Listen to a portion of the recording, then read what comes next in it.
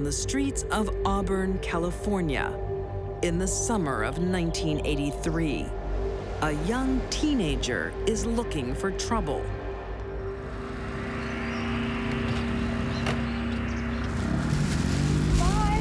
Cindy was somebody you would never want to get on the bad side of.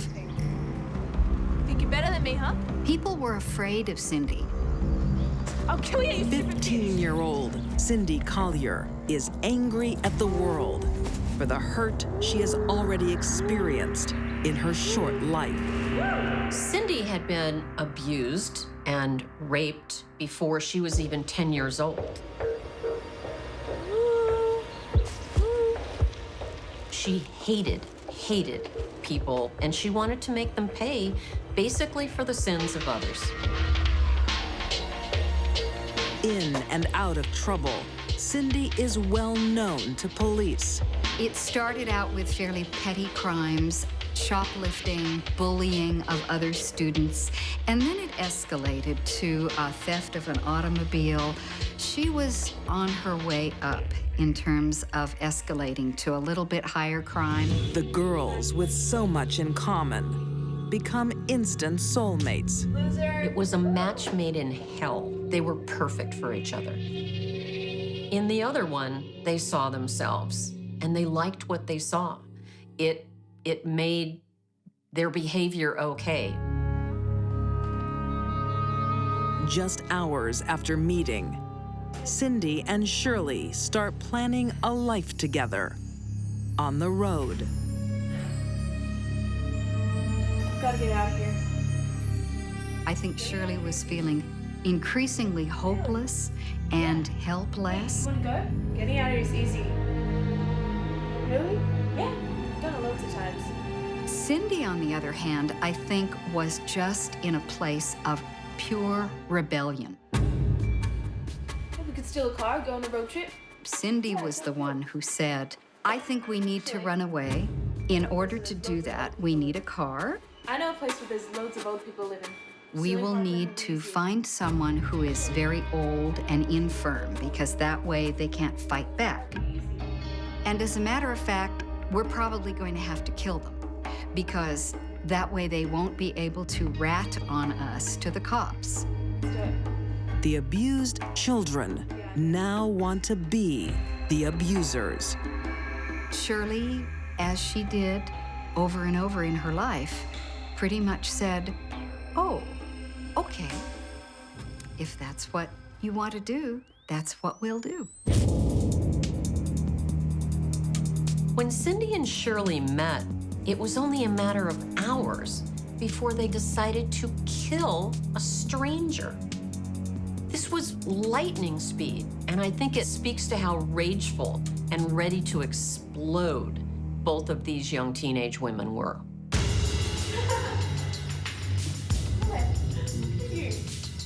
The girls dye their hair in a childish attempt to disguise themselves. They were both very jaunty, and they were both almost cocky. Hunting for a perfect victim, they go knocking on doors in the suburb of Auburn Greens, where Cindy once lived. Shirley and Cindy weren't stupid. They knew they probably couldn't handle killing an able-bodied adult male. Yes? Hi, can we please use your phone?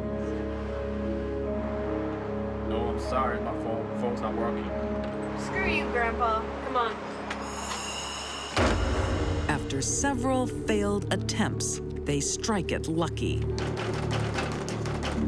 They finally knocked on the door of what would become for them the perfect victim. A helpless, frail, kind, and trusting little old lady. Hello, what can I do for you, girls? 85-year-old Anna Brackett lives alone. Hi, could you please help us? We need to call our parents, and the phone on the street's not working. Sure, come on in. You're welcome. Come through. The grandmother is more than happy to help two young girls.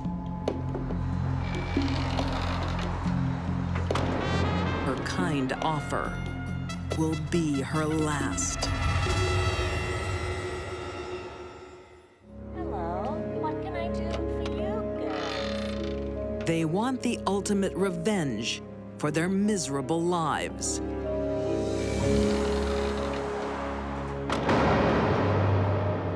They con their way into the home of unsuspecting 85-year-old Anna Brackett.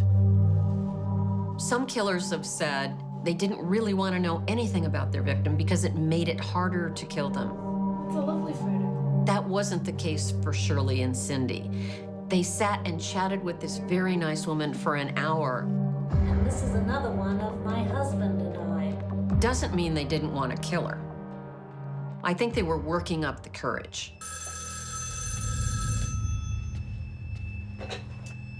Hello, Carl. Yes? The small talk comes to an abrupt end. That was my son, Carl. He's going to take me out.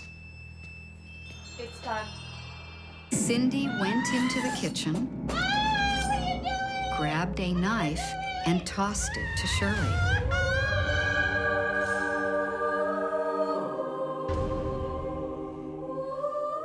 Cindy definitely was the controller. Shirley was the submissive one.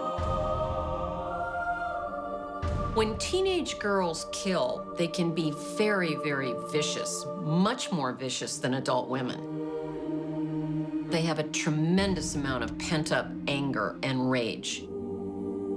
It's as if they're wild animals when they're alone with someone they want to kill. There would be an incredible amount of pain associated with stabbing, with the cutting of one's soft tissues, and driving the blade all the way through. The knife could have hit bone, and we know that nerves run alongside the bone, and that could have been incredibly painful. Shirley had indicated that something that Mrs. Brackett had said was, "I'm dying," and Shirley said, "Good." Mrs. Brackett ended up being stabbed 28 times, but the coroner could not verify that it was only 28 because so many of the stab wounds may have had multiple entry points.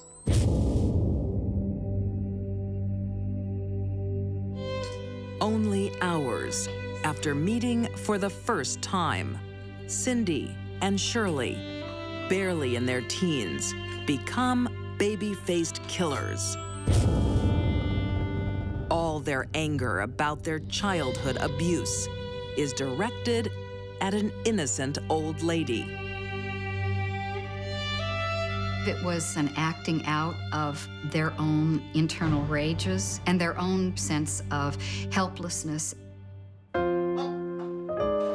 After Anna's body is found by her son, police start knocking on doors themselves and hear about the two loud redheads. They were kind of harassing other people.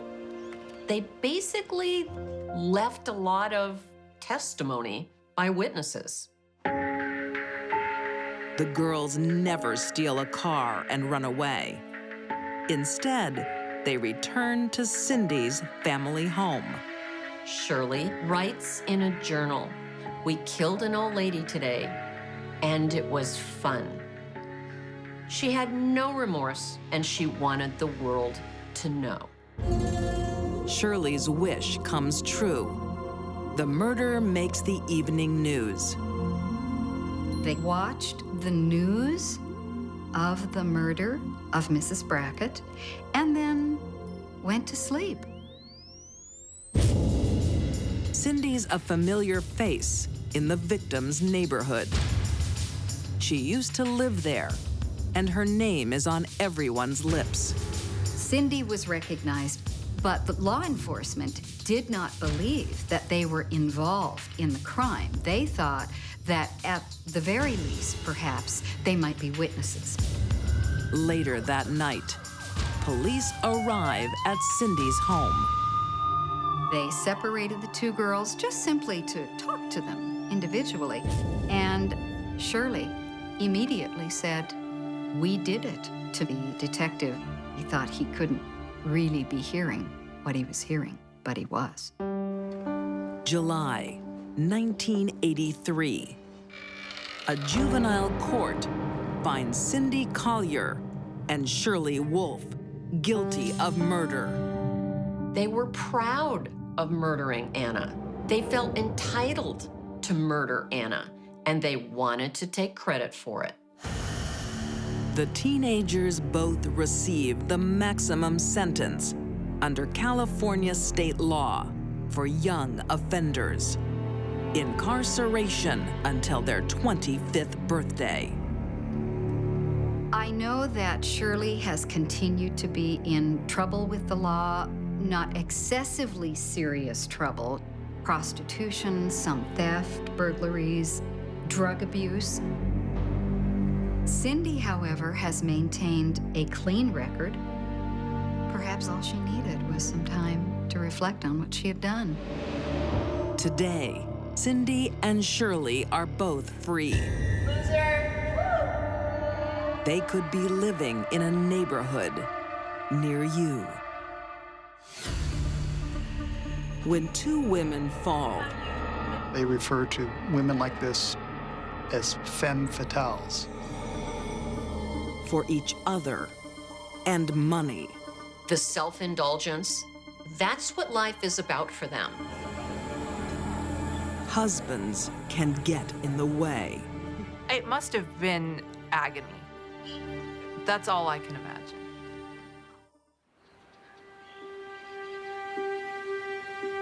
February 5th, 2002. In a vineyard 40 miles south of Sacramento, California, a gruesome find. The farm laborer happened to see vultures flying overhead. So he just went to see what the vultures were flying over. It's the body of a hotshot attorney. Well-to-do attorneys are not buried in vineyards. Las Vegas, 1995. Hi, I'm Larry McNabney. Call me. Colorful, self-promoting attorney Larry McNabney is well known in the casino city. All right, one more time. He had a yellow page ad and television commercials. Howdy. These advertisements brought in many clients. How was that? He was extremely successful financially. Hi. Larry McNabney. Nice to meet you. Nice to meet you, too.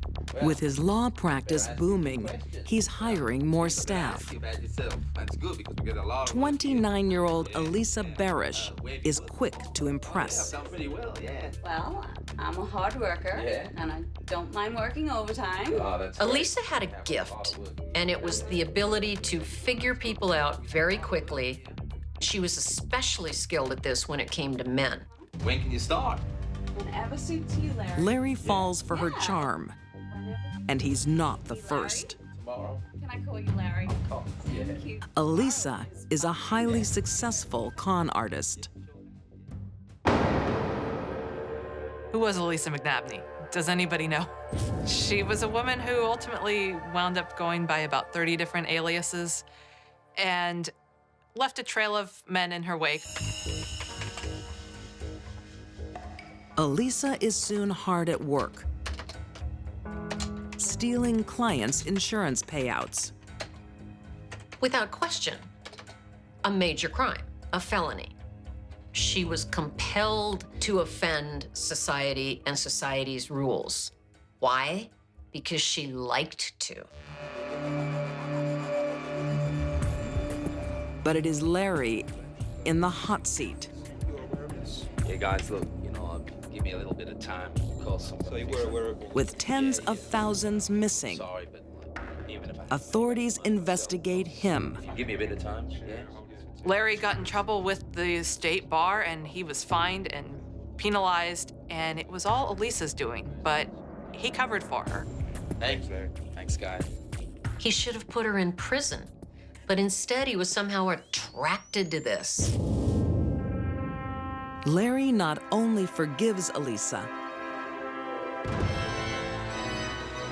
he marries her.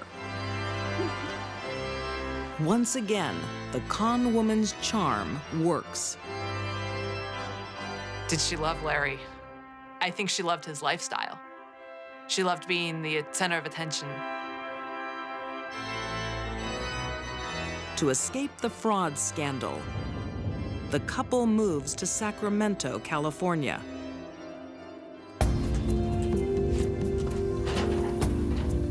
Hi.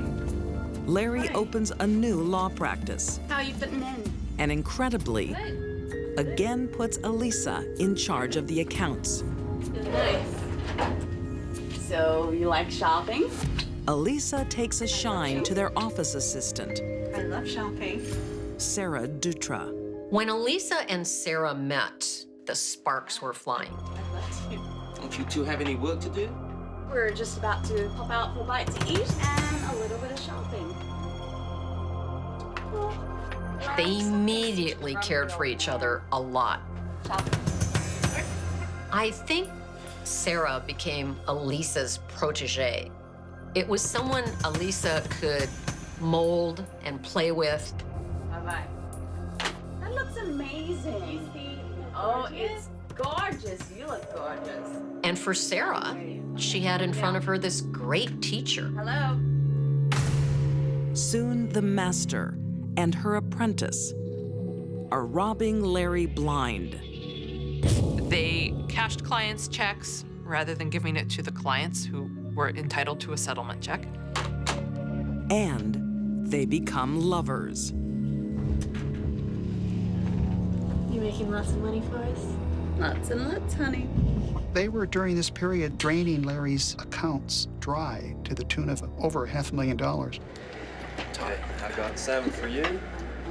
Larry has no idea money is being stolen. Join me. Thank you. He's more concerned about the other woman in his marriage. Larry wasn't happy with the relationship between Elisa and Sarah. He didn't like this anymore. His wife was changing, his life was changing. But the women aren't prepared to let Larry ruin a good thing. They saw him as getting in the way, and the only way they can continue their lifestyle was to take him out of it. Larry McNabney's law firm is being bled dry by his wife, Elisa, and her lover, Sarah Dutra. Expensive restaurants, expensive clothes, expensive cars. That's the lifestyle they've come to be accustomed to. Larry doesn't suspect the theft, but is tired of being the third person in his marriage. Larry wasn't happy with the relationship between Elisa and Sarah. But the women are one step ahead. They have a chilling plan to get rid of him. Sarah Dutra looked on the computer, Well, well. That is interesting. looked up the effects of certain horse tranquilizers on human beings. On Tuesday. All right. Elisa's a seasoned con woman, but she's never gone this far. The idea of giving someone horse tranquilizer still boggles my mind. I can't imagine that. Why would you do that? September 10th, 2001. For one last time, Elisa deceives her husband. Without question, Elisa was a heartless sociopath. She used and abused people. I've made this for you. Okay. Thanks.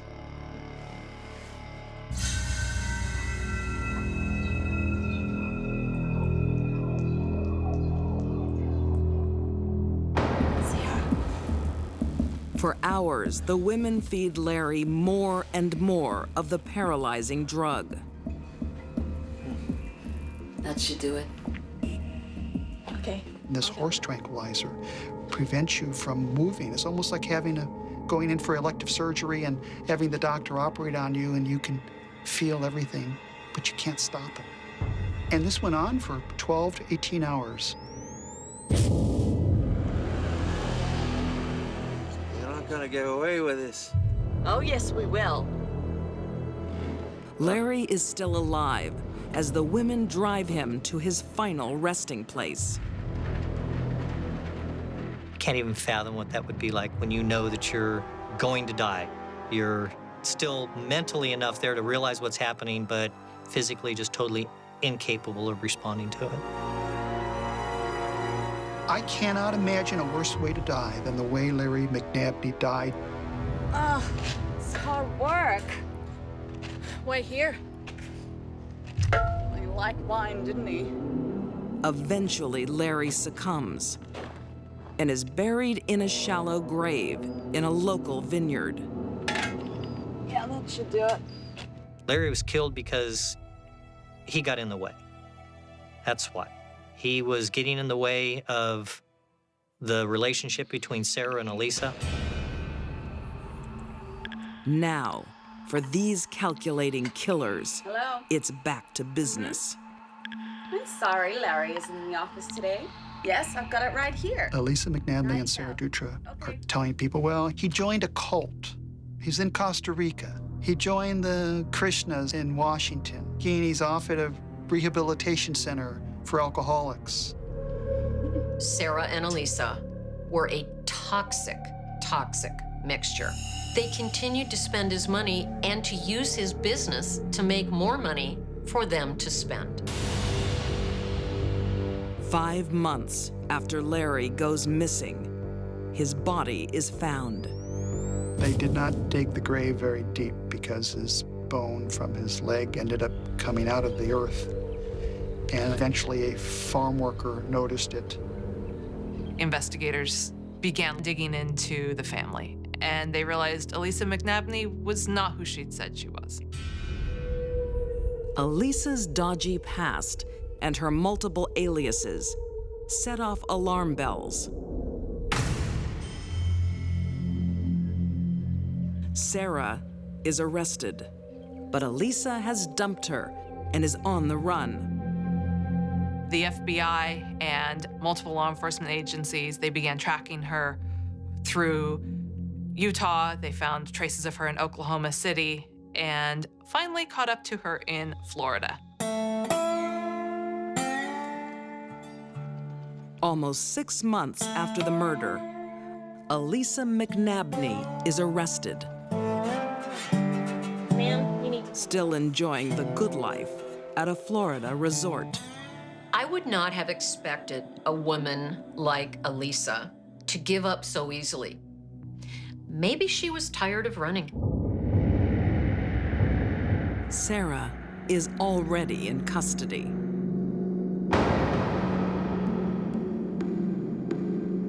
In March 2002, she's found guilty of voluntary manslaughter and accessory to murder.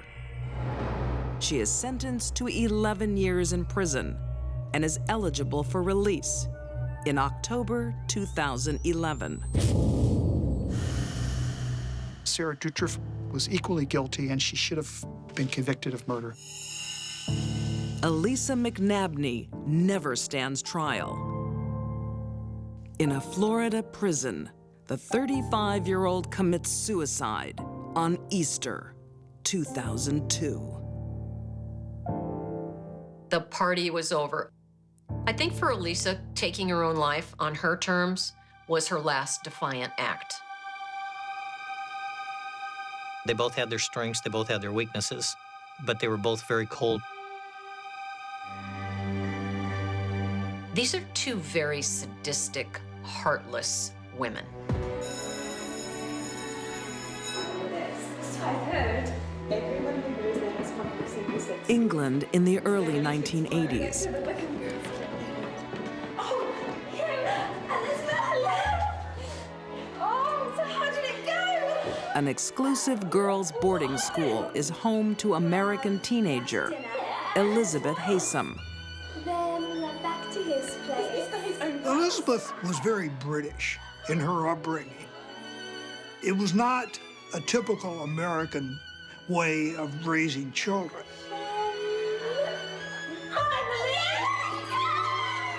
Elizabeth has been at boarding school since the age of 8, only seeing her globe-trotting parents a few times a year. The girls at the school became her sisters and her family. Elizabeth is a straight-A student who plans to study the arts at Cambridge University. But her parents, Derek and Nancy, How could you do this to me? have other ideas. It's for your own good, Elizabeth. I don't want to do maths. I'm tough. Elizabeth's parents decided to put her on a track of high-level science and math classes so that she could become an engineer, just like her father was. I don't want to do engineering. You better get interested, or you won't be going to Cambridge. You are ruining everything. She wanted to do what she wanted to do, not what her parents wanted her to do. I hate you.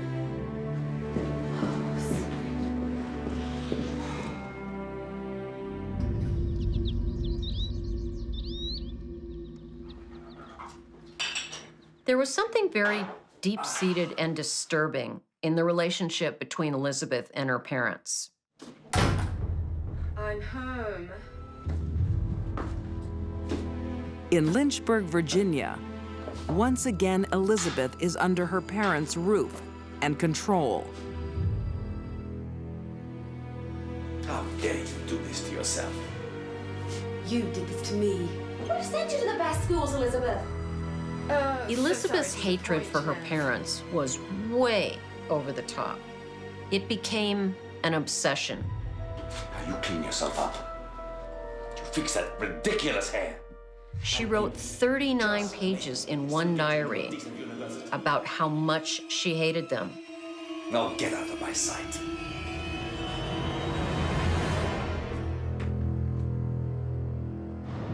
So you've been all over Europe?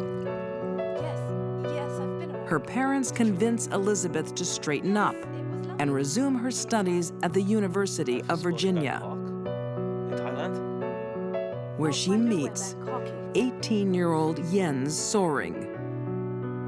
Do you need a refill of your glass?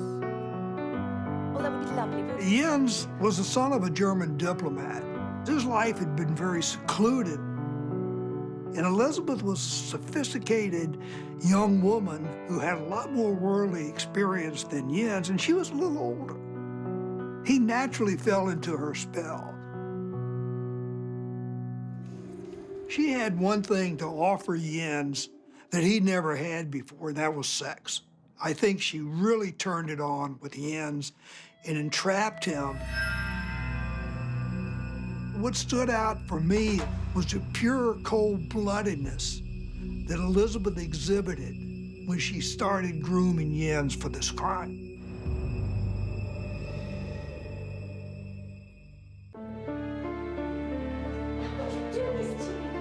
20-year-old Elizabeth Haysom has argued with her parents for years. I hate you.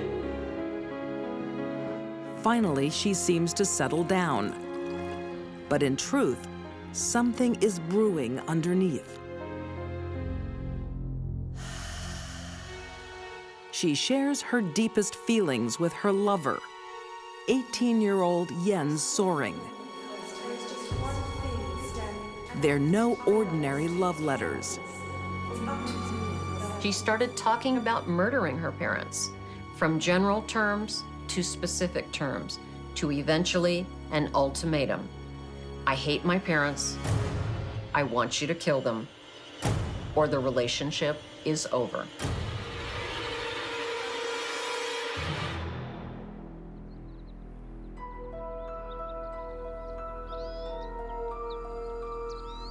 Lynchburg, Virginia, March 29th, 1985. Elizabeth buys 2 tickets to the movies, but goes alone. settling in for a night of entertainment. Well, look who's dropped by. It's the geeky ninja. What's that for? Jens goes to his own horror show. It starts with an innocent meal.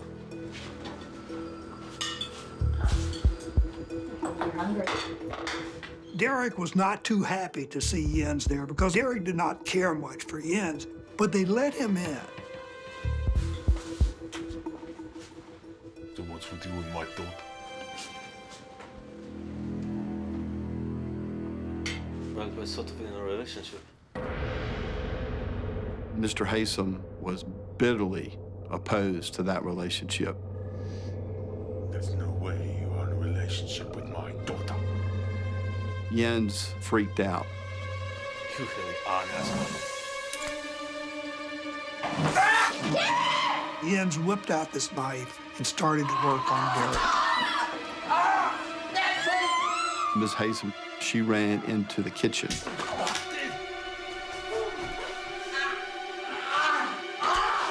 It was a hell of a fight. There were a lot of bruising, there was a lot of slashing. Killing in cold blood isn't easy. Her father refused to die. He fought like a big bear.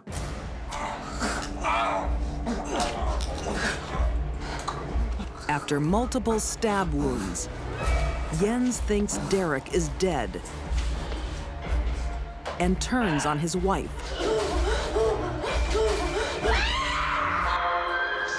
He cut his throat so severely that he almost decapitated her.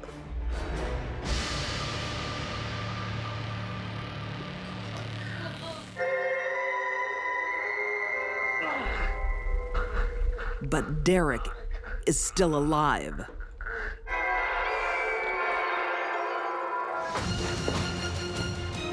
Mr. Haysom, he staggered back through the house and was trying to make it to the front door.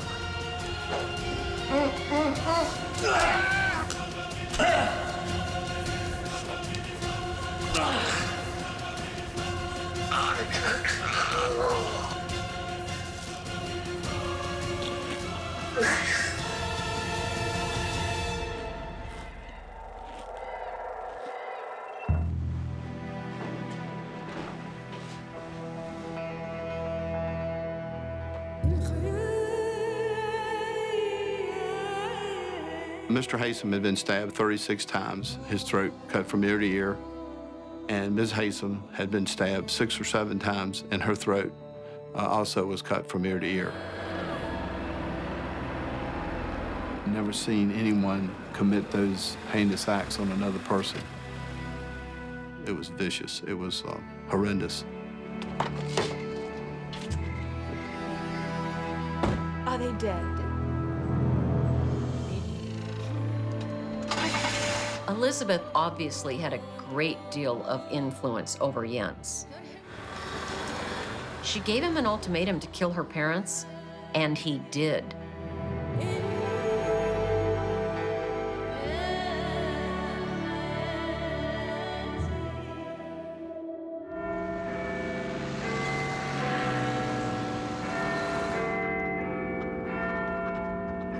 The young killers flee to Elizabeth's old stomping ground, London,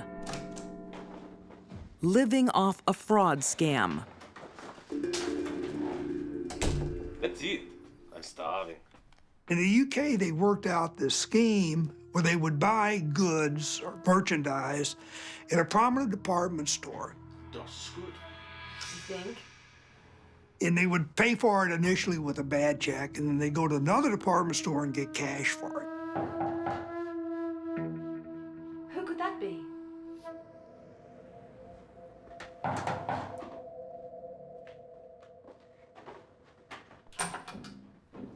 Hello? Can I help you? Hello? Their crimes eventually bring British police to their door. Jens was standing there and he had on this fake mustache. What's the problem, officer? And the detective couldn't resist, and he went over there and he looked at him, and he looked at him, and he grabbed the mustache and he ripped it off. And I think at that point, Jens kind of collapsed. So what's going on there? A search of their belongings finds letters. One of the things I'll never understand is that Elizabeth and Jens failed to destroy these very incriminating letters. The letters led the detective constable to believe that the two of them had been involved in a murder somewhere in the United States. The work of a diligent Bobby finds its way to Virginian police, who matched the letters to the murders of the Haysums. If it hadn't have been for the detective constables from the Metropolitan Police in London, we never would have arrested either one of them. Jens Soring is convicted on 2 counts of murder. He receives 2 life sentences. In August 1987, Elizabeth Haysum pleads guilty to being an accessory to her parents' murders. She is also serving life.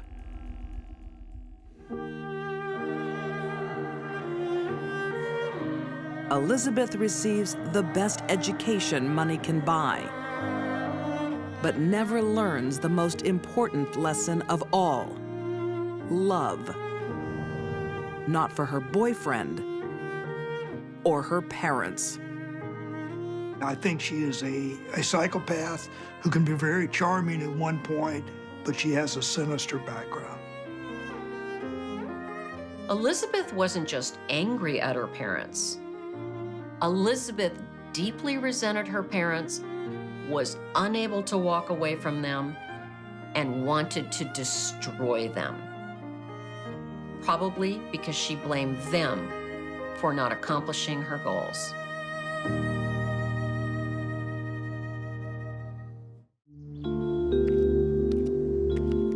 A young girl lives on the streets with no constraints.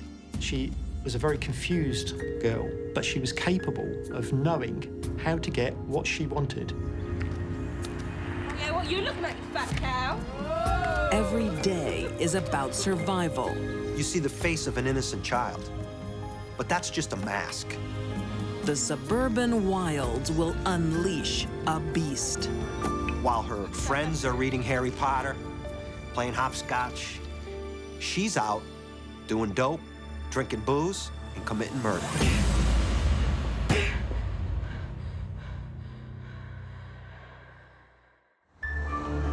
In 2006, the town of Ipswich in Suffolk, England. Des Thorpe is in the throes of a drinking binge. Des had quite a severe drinking problem and was known to have that problem over a number of years.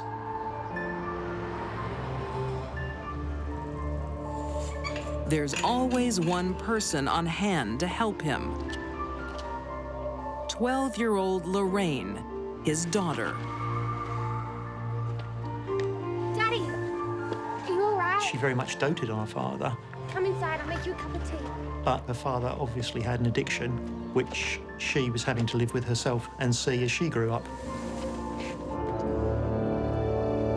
It was a very difficult upbringing for her.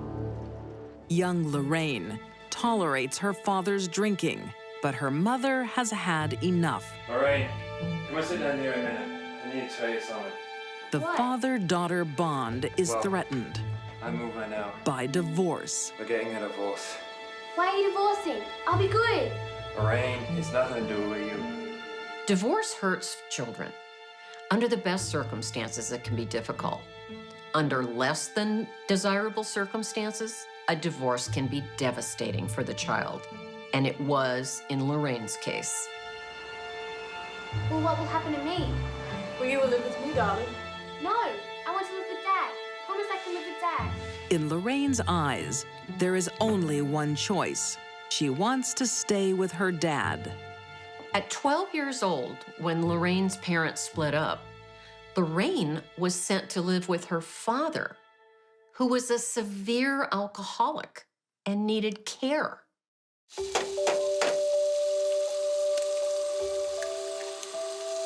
Des Thorp was in a terrible state in terms of more or less incapable through alcohol. She did things that a daughter and a girl of her age should never have to do for their father. She did, in her own way, try and look after him. Here you go, Dad. Eggs and beans. Get that too.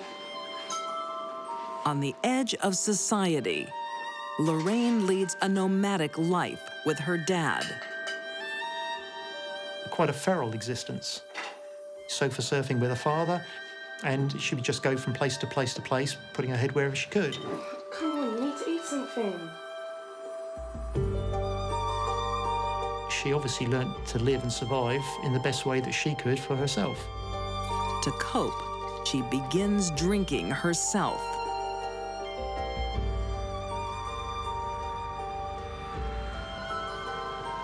Because the brain of an adolescent is still forming into their late teens, excessive use of alcohol can have very, very damaging effects on that developing brain. Yeah, well, sod you! By the age of 15, Lorraine holds her own in her father's circle of alcoholics. You look like a fat cow. Lorraine ended up on the street with basically homeless street people that drank. That was what they did. And many of them were more than twice her age. Despite her confidence, she's a little girl desperate for her father's attention, or someone just as good. She finds it in Paul Clark. Clark was known to be quite a violent person. And for him, that did something for his own self-esteem, that he was at least top of the pile from his little group of people that he mixed with.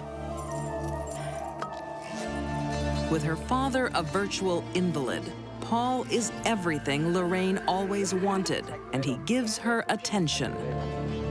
Lorraine Thorp was drawn to him and became sort of part of his life.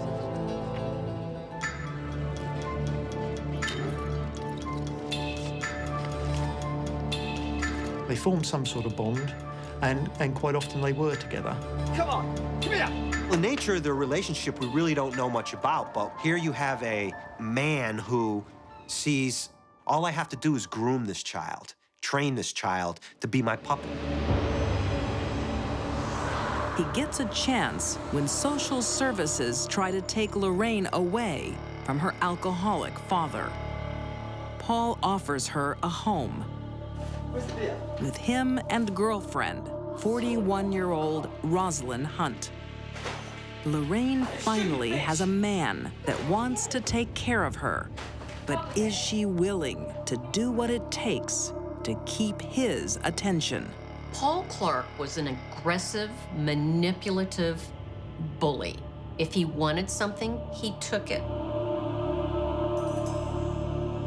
In Lorraine, Paul Clark had found his match.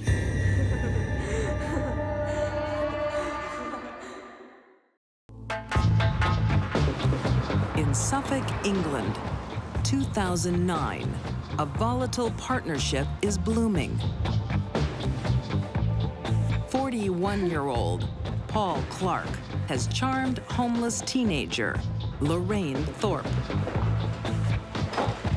They live off the meager benefits of Paul's girlfriend, fellow drunk Rosalind Hunt.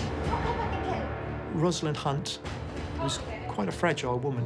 Give me some money. She was known among the drinkers to be the sort of person that they could prey upon. Just about had enough of you. It's the last time for you. Sorry, Paul. She had a flat of her own. She had benefits coming in. To Lorraine, Paul is the father figure she's always wanted. Unlike her incapacitated dad. Des Thorp was in a terrible state in terms of more or less incapable through alcohol. She did, in her own way, try and look after him and had some devotion to him. But Lorraine's new hero, Paul, is a dangerous liaison. To be a part of his world, there is a price to pay. One night, his abuse takes a violent turn. His girlfriend, Rosalind, the recipient. Paul Clark was a man who lived and thrived on violence, and I think he encouraged it and encouraged it in others. Instead of being repulsed, Lorraine joins in. Sometimes people in a group do things they would never do individually. I don't think that's really the case with Lorraine.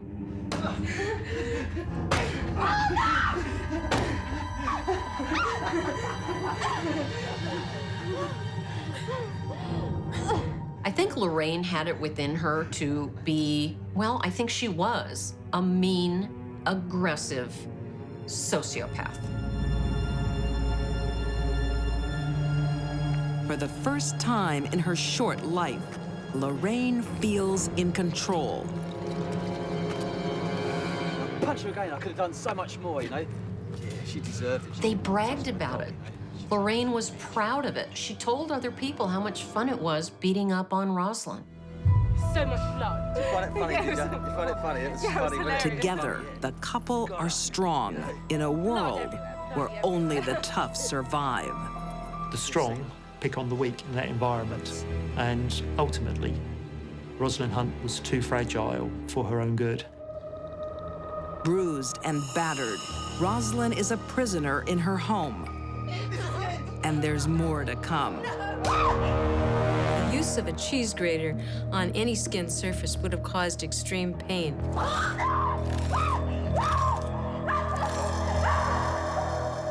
The nerves run beneath the epidermis. So the fact that this area has multiple superficial scrapes and cuts is going to cause excessive bleeding. It's going to cause incredible pain. The torture intensifies. They literally rub salt into her wounds.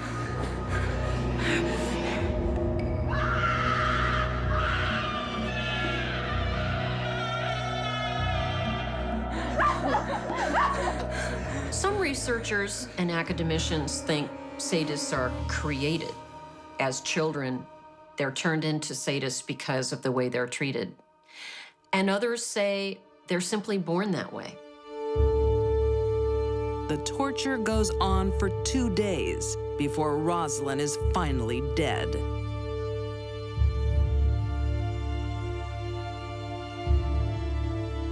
A girl that was wrapped up in her own world that relatively few of us would recognise, and certainly not a world that most children live in.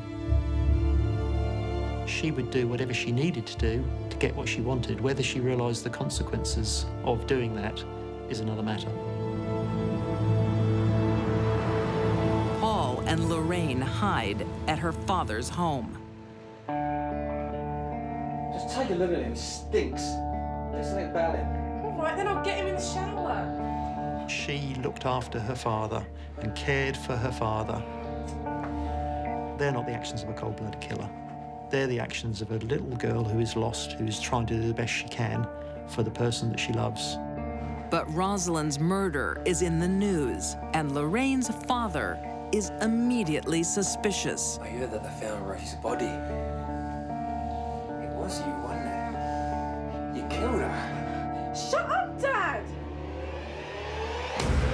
Lorraine must choose freedom or her father's life. Talk. You know it well. He's got to go too. She chooses to sacrifice her dad. At the end of the day, he was murdered by his own daughter, who had been a devoted daddy's girl. They found an imprint of a shoe across his head, so that means that someone stomped him good on the face. And that had to be Lorraine. The game is over now. You've just created a monster. having committed 2 murders. The couple flee, but don't get far. Security cameras capture them leaving the house. Lorraine and Paul Clark were seen leaving the flat, and they were arrested only a few hours later. In September 2010, Paul Clark is convicted of double murder and is given a life sentence with a minimum term of 27 years. On the same day, 16-year-old Lorraine Thorp becomes Britain's youngest convicted female double murderer. She is serving a life sentence with the possibility of parole after 14 years. Lorraine Thorp, you've got to remember, was a very damaged child. She came from having very little to trying to look after her 43-year-old father at an age when the biggest problem most teenagers will have of her age would be losing their mobile phone. She will become synonymous with the murder of her father and the murder of a vulnerable woman. Whether people see beyond that, who knows?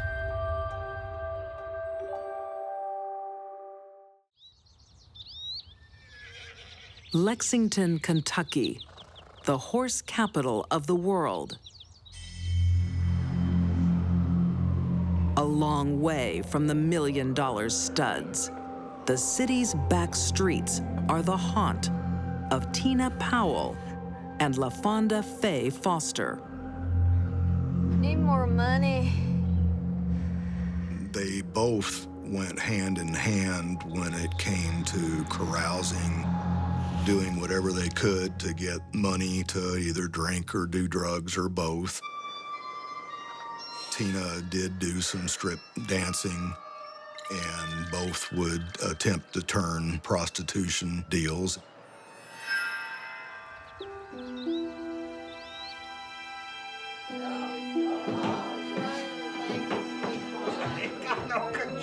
No one can understand what comes over the pair of them on April 23rd, 1986, at the home of Carlos and Virginia Kearns, their regular drinking partners.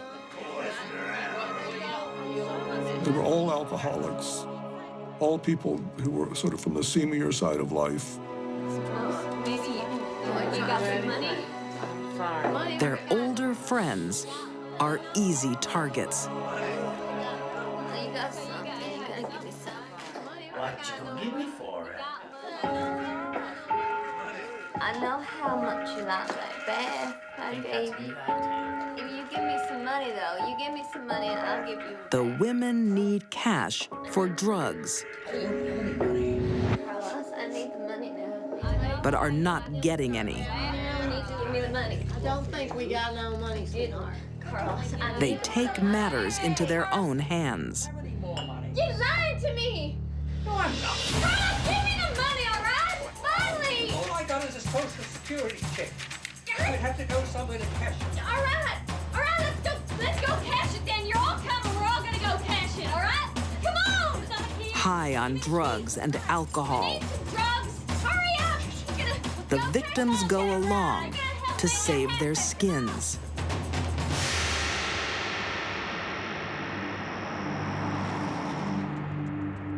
The reputation of Faye Foster was rather formidable. Tina, over there. I expect that fear had a lot to play with not trying to resist. We're gonna go in and cash this check, okay? Y'all stay in here, or else I'll kill you. She was a very mean woman.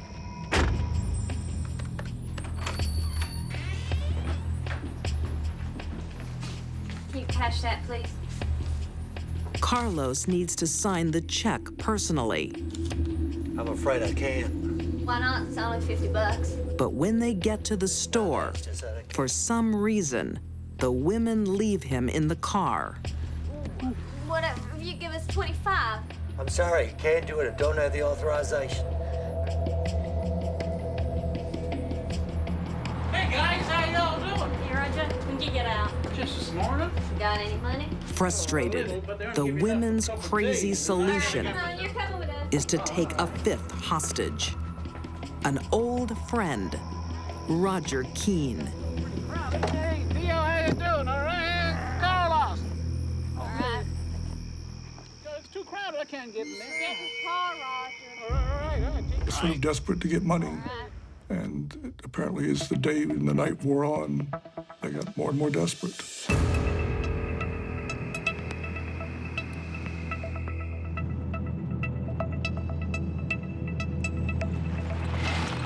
They have 5 hostages with hardly $1 between them. Roger, I thought you said you had some money. I said it wasn't much. We have to have money. Damn it, I don't believe none of you have any money. The drug addict's frustration All right, get out now. turns to fury. Now! Come on! Out of the car now! Come on! These poor people were just sort of drunk out of their minds and being sort of led to slaughter. Get out! Get down on the ground! Face first! Down! Get down! LaFonda Faye Foster and Tina Powell now do something totally senseless.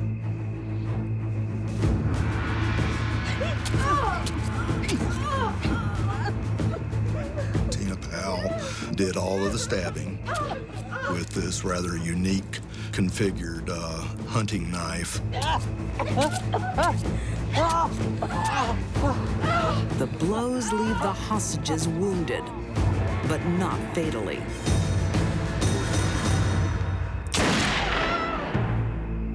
LaFonda Faye's gun also has little effect. The .22 caliber revolver was what we would call a Saturday night special, probably obtainable for $5 to $10 on the street. The ammunition was a mishmash of ammunition. She ain't moving. Inept is the best word I can come up with. It's Tina who finally takes the first life. 59-year-old Trudy Harrell's throat is cut. It's unclear to me why LaFonda and Tina killed her. I think they only did it because they wanted to. It looked like fun, and it was something they had never done before. With one woman dead, a night of horror on the streets of Lexington is only just beginning. Once they killed their first victim, they had 4 living witnesses to deal with. There was no stopping. April 23rd, 1986. I need some 22s or 38s. Drug addicts LaFonda Faye Foster Sorry, there's no land. and Tina Powell are desperate for more ammunition. Well? The women are on a murder spree. They've killed one person and have taken 4 other people hostage. The drugs and alcohol probably made it easier for LaFonda and Tina to kill. But the foundation that led them to the desire to kill had been there for years. In a back street of Lexington, Kentucky, Virginia Kearns becomes their second victim. Her husband, Carlos, powerless to save her.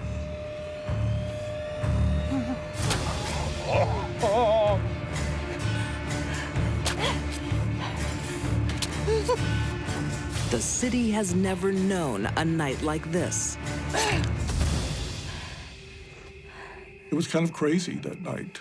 Bodies just kept showing up fairly close to each other. The police, for a while, couldn't figure out what was going on. It was kind of like, you're kidding, not another body. 2 women are dead, and the night will go from bad to worse. We found the body of of Roger King underneath the car. And we found the body of Ted Sweet leaned up to the back of the car. You could see the gunshot wounds. You could also tell that he had been run over by the car.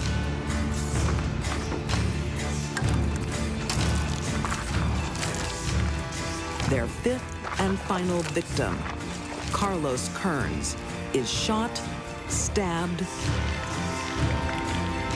and left to die in a blazing inferno.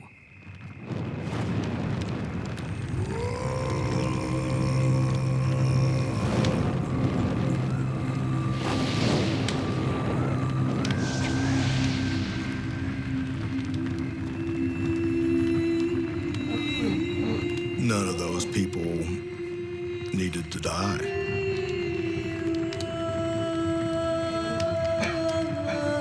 Those people were harmless.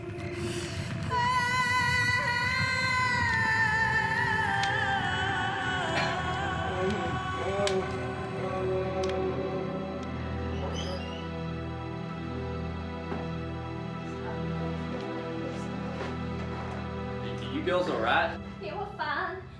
We were just fighting. Is there a bathroom?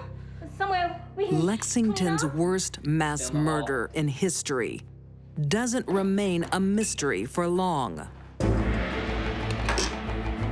The two women choose a nearby public hospital to clean up.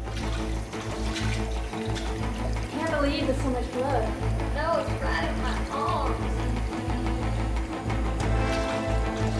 They were just saturated in blood.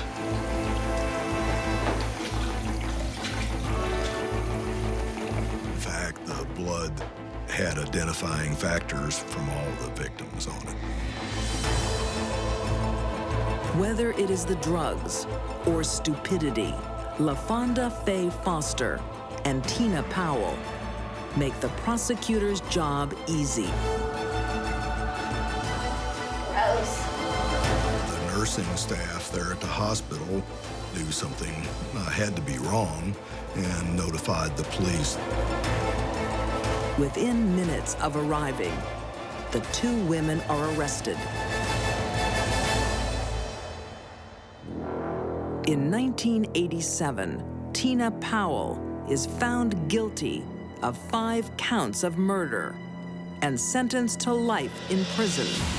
She's eligible for parole in 2021. LaFonda Faye Foster is convicted of 5 counts of first-degree murder and receives the death penalty. Granted a retrial in 1991, she pleads guilty, avoids execution, and is now serving a life sentence.